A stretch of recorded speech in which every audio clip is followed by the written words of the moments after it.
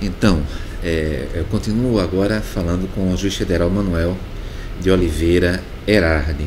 E a nossa questão estava no primeiro bloco, terminando com o seguinte ponto de debate. Ocorreu o FONACRIM, lá em Santa Catarina, que é o Fórum Nacional Criminal da Justiça Federal, e se discutia sobre a possibilidade da prisão após a condenação em segunda instância. Um dos argumentos, inclusive lançado uma certa oportunidade, inclusive por ex-presidente do Supremo Tribunal Federal, Joaquim Barbosa, era de que na segunda instância os fatos se encerram, não há mais debate sobre fato em instância superior.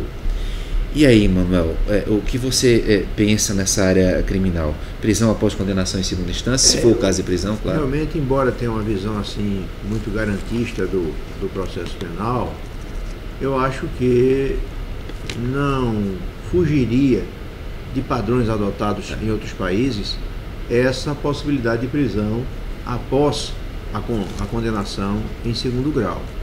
Evidentemente, seria imprescindível que existissem instrumentos para a revisão desta prisão do ponto de vista jurídico pelas instâncias superiores. Poderíamos estabelecer a prisão, a possibilidade da prisão, sem prejuízo de acesso imediato às instâncias superiores, para que elas se pronunciassem sobre as questões jurídicas que estão envolvidas no caso, porque muitas vezes nós temos fatos comprovados, mas seria viável que se alegasse, por exemplo, a nulidade de uma prova, a ilicitude de uma prova, a produção de uma prova contrariamente à Constituição, e aí seria imprescindível a existência desses mecanismos, né, para que de imediato se pudesse acionar o Tribunal Superior e esse tribunal, entendendo cabível, pudesse até conceder uma liminar sustando aquela prisão, né? Nós temos uma questão, por exemplo, interessante, a questão dos dados bancários serem requisitados diretamente pela autoridade fazendária. Sim. Há tribunais que aceitam isto e há decisões de tribunais superiores e até do Supremo não aceitando. Então, uma situação desta, né, poderia até, né, efetuar a prisão com a comprovação dos fatos, mas assegurando a imediata possibilidade de pronunciamento do Tribunal Superior, porque aí pode ser que seja uma tese que afinal venha a ser derrubada em Tribunal Superior e a pessoa já está presa, e aí não adiantaria muito, né, esse fato. Então, com esses cuidados, eu acho que é viável que se efetue essa prisão, que não vai ferir o princípio de presunção de inocência, que não é assim tão amplo, e que também vai colocar o Brasil, talvez, no mesmo caminho de outros países que adotam com a mesma ênfase, ou com mais ênfase ainda, o garantismo penal e o princípio da ampla defesa. E aí eu te pergunto, Manuel, direito comparado, porque é muito comum na universidade haver um prestígio forte à teoria, não é? E às vezes até um desprestígio à prática. Por outro lado, também nos tribunais, e eu digo os tribunais em geral, verdade, mas pode haver um sentimento inverso, um prestígio para a prática e um certo desprestígio para a teoria. Os tribunais costumam adotar como fundamento das suas decisões direito comparado, porque você falou há pouco, olha, outros países, isso está sendo cada vez mais na verdade, nós não temos assim uma presença muito forte do direito comparado nas decisões dos nossos tribunais, pelo menos os tribunais de segundo grau, dos tribunais inferiores, nós não temos. Certamente nas decisões do Supremo Tribunal Federal, nas decisões, né, de matéria constitucional, nós vemos isso com mais frequência nos votos dos ministros, né? Então, é aquela questão, né, que às vezes a gente analisa dos estudos acadêmicos em face da prática judiciária, né? Há muito tempo que eu defendo uma proximidade maior desses dois campos, que é essencial, benéfica para a sociedade. Nós não podemos fazer uma academia sem estar atenta à realidade que essa academia tem em vista. Afinal, né, nós não produzimos cientificamente apenas para divulgar as nossas ideias entre os doutos, entre os cultos. Nós produzimos, acho que qualquer ciência produz, né, para resolver questões, para resolver problemas. Eu sei que existem ciências puras, ciências, né, ou conhecimentos puros, né, uma filosofia, né, algo que realmente, né, e mesmo assim, mas mesmo tem uma assim, vocação prática, e né? tem uma vocação Intervenção prática. social. E hoje a gente vê que realmente, né, até disciplinas, né, de um conteúdo acadêmico, de um conteúdo teórico muito denso, como a própria filosofia, né, Claro. ela hoje está sendo pensada em termos de utilização prática, né? Intervenção social. De intervenção social. Tenho visto até, já li até notícias em jornais, de que grandes corporações estão hoje preferindo contratar filósofos como diretores, como dirigentes, porque acham que eles têm uma mente mais aberta à solução dos problemas práticos que a empresa, vejam bem, uma empresa. Né, que visa o lucro que uma empresa, né, possa apresentar. Né? Então eu acho que essa interação ela é importantíssima. Ela é importantíssima. O Brasil, de certa maneira, faz essa interação na medida em que muitos juízes, advogados, promotores são titulados pelos nossos cursos de pós-graduação. Então há uma forte presença, observamos isto. Basta citar aqui a nossa Justiça Federal, em que um número expressivo de juízes, né, possuem as titulações acadêmicas, cursaram mestrados, doutorados, alguns no exterior, e eu acho isso altamente salutar, proveitoso. É preciso também que os professores, os acadêmicos, eles se conscientizem de que estão produzindo para a sociedade. Perfeito. E produzir para a sociedade é produzir um conhecimento utilizável pela sociedade. E é preciso também que esses cientistas do direito, eles possam realmente pensar as soluções para os problemas de funcionamento da justiça, do judiciário. Tudo isso realmente é importante. Nós precisamos muito dos estudos acadêmicos. Há pontos assim que precisam de uma forma muito significativa da contribuição acadêmica, porque do contrário nós poderemos estar aí talvez criando excelentes teorias para divulgação restrita no meio universitário e, por outro lado, né? Posso agitar essa discussão? Sim. Eu vou agitar essa discussão com o seguinte: eu queria ouvir tua opinião, uma pessoa tão experiente na órbita da Justiça Federal, inclusive. Não faz muito tempo foi aprovada uma emenda constitucional criando 4 novos tribunais regionais federais. O presidente da época, Joaquim Barbosa, durante o plantão, concedeu uma liminar suspensiva, dizendo que não era o caso de criar os 4 novos tribunais regionais federais.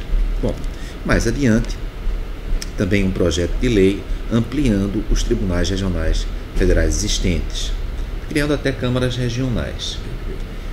Só que existe o IPEA, fez um estudo dizendo que os tribunais poderiam, ao invés de serem ampliados, os existentes ou criados novos tribunais, os juízes poderiam ter uma produtividade, os juízes dos tribunais poderiam ter uma produtividade maior. E se os juízes tivessem uma produtividade maior, haveria desnecessidade da criação dos 4 novos tribunais e também da ampliação dos já existentes. Bom, mas se um juiz está levando 150 processos por sessão, não é? O que você acha? Aumentar a produtividade leva mais do que 150 processos por sessão. É o caminho ou é mais digamos, uma perspectiva teórica de quem não conhece a prática? Eu acho que talvez não seja viável o aumento da produtividade no âmbito do judiciário atual. É certo que esse aumento de produtividade ele aconteceria sobretudo com a designação de um maior número de assessores, porque o que teríamos na prática... Então, uma outra alternativa, digamos assim, como já aconteceu no Brasil, a convocação, ou a convocação de juízes adicionais. Eu acho que o aumento de produtividade por esse caminho leva também a uma incerteza da jurisprudência. Certo. Ora, nós sabemos... Explica por que, Manuel, a incerteza. Por que a incerteza da jurisprudência? Ora, nós sabemos que no Brasil, apesar das mudanças de paradigma que temos acompanhado nos últimos tempos, com a instituição de súmulas vinculantes e tal, tudo isto, ainda há uma grande independência do juiz para manifestar o seu pensamento sobre os casos que tem a decidir. E isto nós observamos até nos tribunais de segundo grau, em razão da eliminação das férias coletivas. Eu explico que até a emenda 45, os tribunais, em geral, gozavam férias em janeiro e em julho. Perfeito. A emenda 45 preservou essas férias coletivas só para os tribunais superiores e para o Supremo. E tornou individuais as férias dos integrantes dos demais tribunais. O que é que nós observamos hoje? Observamos que há uma mudança muito grande na composição mensal do tribunal. Então o tribunal ele tem, ora, né, o juiz tal substituindo, ora o outro juiz tal substituindo, e podem surgir momentos até em que a maioria do plenário de um tribunal esteja representada por juízes que estão ali substituindo. Ou seja, o plenário pode seguir em uma quarta-feira de um jeito e a mesma matéria análoga já tivemos, de um outro jeito completamente diverso. Nós já tivemos exemplos disto, né? De em uma quarta-feira se decidir de uma maneira e na outra quarta-feira se decidir de outra forma. Decisões de plenário. Uma decisão de plenário de tribunal. Então, fruto de quê? Fruto dessa mudança que foi feita pela emenda 45 sem o maior estudo. Perfeitamente. Porque se alguém conhecesse a prática do judiciário, saberia que não eram as férias coletivas que estariam prejudicando o andamento do judiciário. Você pode até discutir, eu admito até a discussão se o juiz deve ter 30 dias ou 60 dias de férias, isso aí já é outra coisa. Certo. Agora, né, dizer que o gozo coletivo dessas férias seria prejudicial é um notável desconhecimento do funcionamento do judiciário. Por quê? Porque naqueles períodos de férias coletivas funcionava um juiz de plantão para conceder as medidas de urgência e nos demais meses do ano estava o tribunal na sua composição plena, julgando os processos, e aí não haveria razões para maiores discrepâncias jurisprudenciais, além daquelas que naturalmente surgem no dia a dia da justiça. Inclusive porque os tribunais superiores, como você falou, eles mantêm esse sistema das férias coletivas. Quer dizer, foi algo pensado como se viesse resolver o problema do judiciário, como se estivesse retirando alguma prerrogativa do juiz, e na verdade não. Na verdade, o sistema que estabeleceram de permitir que cada juiz tire as férias no mês que quiser, para o juiz foi excelente. Claro. Foi excelente. Foi ruim para a sociedade. Para o juiz foi ótimo. Em termos assim de comodidade pessoal, foi ótimo. Porque vai depender muito. Por exemplo, eu não tenho mais filhos pequenos, então para mim é muito melhor tirar férias, né? Em setembro, né? Em novembro, né? É muito melhor do que tirar férias em janeiro e julho, que vão ser meses congestionados, né? Se a perspectiva se a perspectiva era tirar alguma coisa do juiz, não, melhorou. Para o juiz foi melhor, mas para o funcionamento do tribunal foi pior.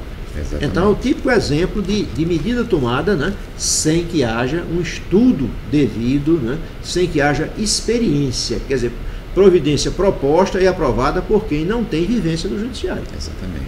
E talvez isso, mais uma vez, demonstre como a prática e a teoria precisam estar integradas. Né? O próprio professor Lorival falava muito nisso. Um objeto ele tem um lado teórico e um lado prático, mas você não deve distinguir ao mesmo objeto. Separar a teoria da prática é um equívoco. E dentro dessa linha eu te pergunto o seguinte, o judiciário também, ele, embora no Brasil nós tenhamos um judiciário federal, militar, eleitoral, trabalhista, uma justiça estadual, conforme falamos há pouco, ele tem uma estrutura nacional. O poder judiciário é nacional. E aí eu te pergunto um assunto que eu sei que é bastante polêmico. A promoção dos juízes pode ser por antiguidade e por merecimento. A promoção por merecimento, diz o artigo 93 da Constituição, deveria observar o quinto de antiguidade. Na Justiça Estadual é assim, a Constituição fala em entrância. E a Justiça Estadual tem entrância. A Justiça do Trabalho também vem sendo assim. A Justiça Federal nem sempre está observando o que tem antiguidade para promoção por merecimento. Eu te pergunto, não seria melhor objetivar, Manuel? Sim, na verdade, sim. Eu acredito que a Constituição, se realmente houver desejo de se fazer uma reforma constitucional e deixar isso bastante claro, seria muito salutar. Você não acha que atualmente, embora se fale em entrância, quando isso é aplicado à Justiça do Trabalho... Eu acredito que é perfeitamente defensável o entendimento de que isso também se aplique à Justiça Federal. O que tivemos na prática, no entanto, foram precedentes do Supremo Tribunal Federal, em várias ocasiões, em todas as ocasiões em que foi chamado a se pronunciar sobre a matéria, disse que, em relação à Justiça Federal, não se aplicaria. Então se apegou a essa terminologia entrância para entrância, né, para dizer que não se aplicaria. E a partir desses precedentes, como a gente sabe, né, que a Constituição é o que o Supremo diz, pelo menos para o Judiciário é o que o Supremo diz, se passou a não considerar esse critério. A minha perspectiva, que eu acho que seria melhor sobre isto, é que se aprovasse uma proposta de emenda dizendo claramente que a promoção dos juízes, né, para os tribunais federais se faria nos mesmos modos da promoção para os tribunais de justiça e pronto. E aí resolveria de vez o problema, né? Não haveria como se fazer interpretação diferente. Porque realmente é bom, é positivo, né, que a escolha observe, conjugue esse critério, né, da antiguidade. Porque, na verdade, a promoção por merecimento, ela jamais deixará de ser uma promoção discricionária. Isso é verdade, nunca deixará, né? Agora, é importante que o âmbito dessa discricionariedade seja cada vez mais restrito, para que, né, efetivamente, né, se faça o equilíbrio, se tenha o equilíbrio, né? É o que nós temos hoje. Temos hoje uma promoção discricionária, no entanto, por força da emenda 45, o juiz já é obrigado a fundamentar, dizer por quê, né? Quando antes era até votação secreta, ele vota fulano e tal, né? Ele não precisava dizer por quê, hoje ele já precisa dizer. E aí, essa limitação, se viesse de uma forma expressa, realmente, eliminando qualquer dúvida, que seria importante também que fosse expresso, já que temos esses precedentes do Supremo, e enquanto isso não ficar expresso, vai dar sempre margem à insegurança.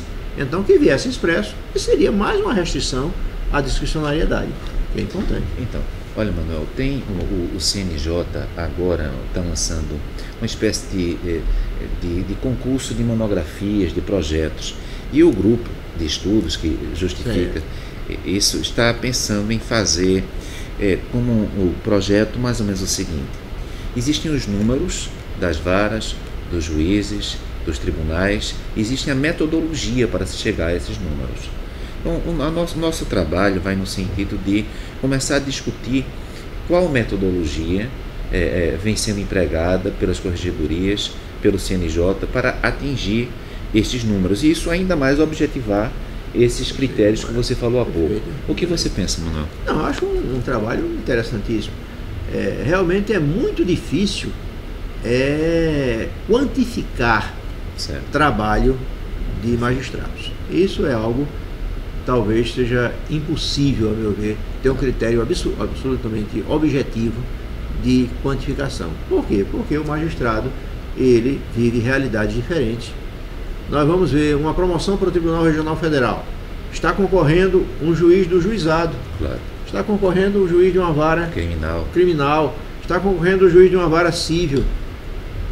Então, são incomparáveis. Perfeito. Os trabalhos realizados, né? Então, isso dificulta muito a questão da quantificação. Mas, por exemplo, tipo média ponderada ou alguma coisa assim?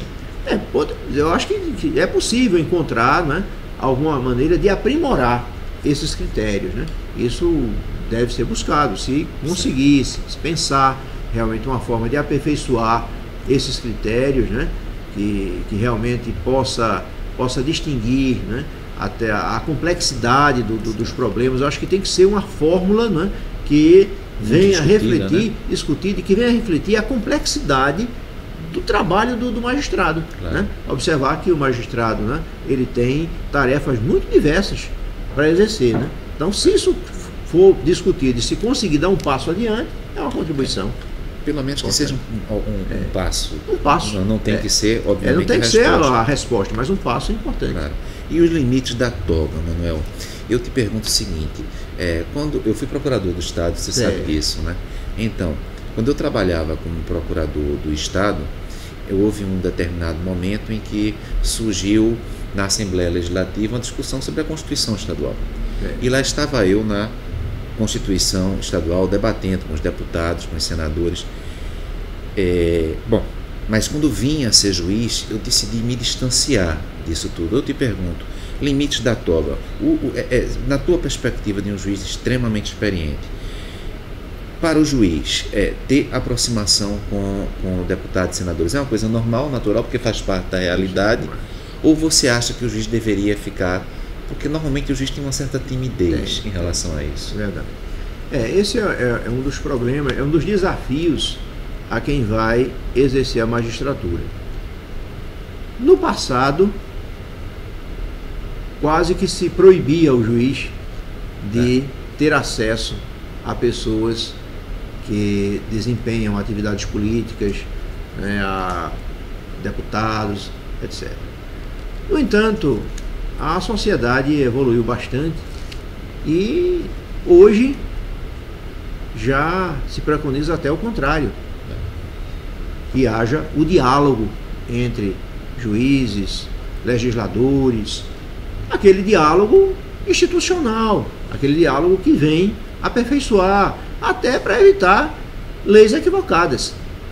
Se realmente está tramitando na Câmara, no Congresso, uma proposta de emenda constitucional, uma lei orgânica da magistratura, é imprescindível que os juízes se apresentem perante os legisladores e digam que isso aqui está errado, isso não está certo, isso deve ser de forma. Sendo mais preciso, veja bem, na posse, na presidência do Supremo Tribunal Federal, do ministro Joaquim Barbosa, é um discurso rápido, mas me chamou muita atenção ele falando sobre que os juízes não deveriam cortejar a classe política, ou seja, uma coisa seria participar de um estatuto, uma discussão sobre o estatuto da magistratura, outra diferente seria, digamos, uma candidatura ao Supremo Tribunal Federal.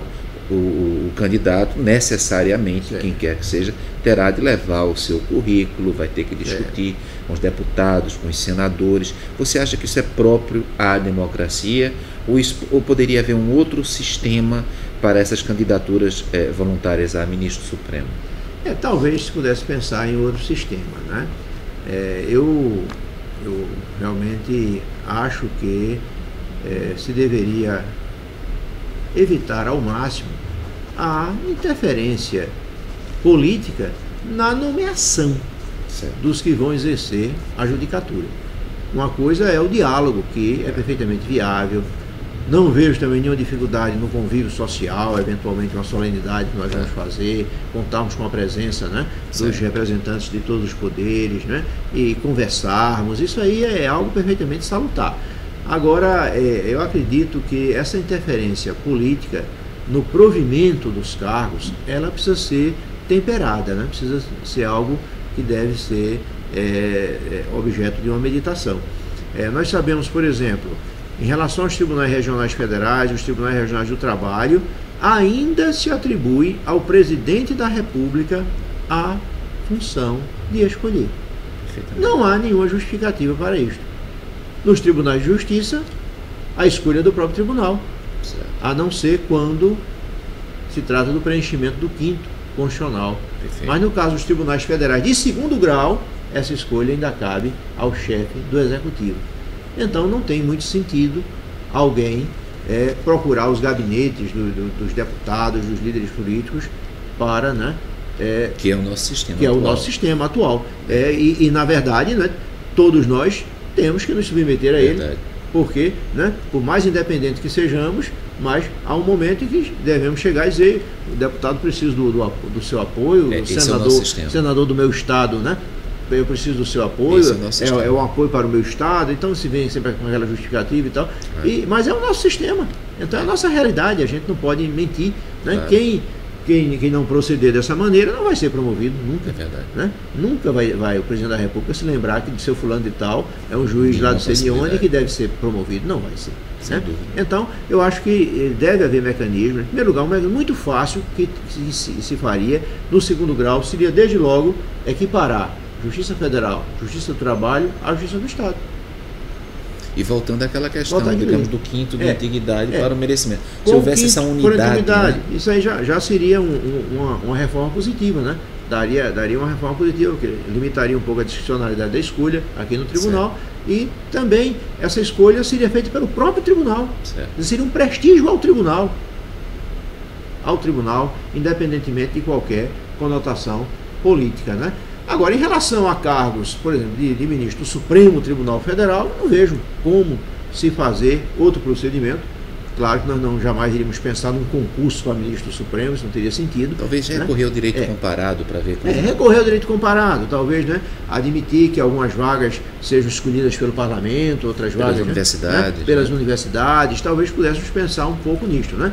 Agora, enquanto isso não vem... Estilo CNJ, por exemplo? O estilo CNJ. Eu acho que enquanto isso não vem, uma coisa fundamental que nós precisamos ver na nomeação dos ministros e tal, é valorizar e chamar a atenção da sociedade para a importância do papel do Senado. Sem dúvida. Porque realmente, né, no nosso sistema, pelo menos teoricamente, o que garante legitimidade às indicações para esses tribunais é a aprovação do Senado.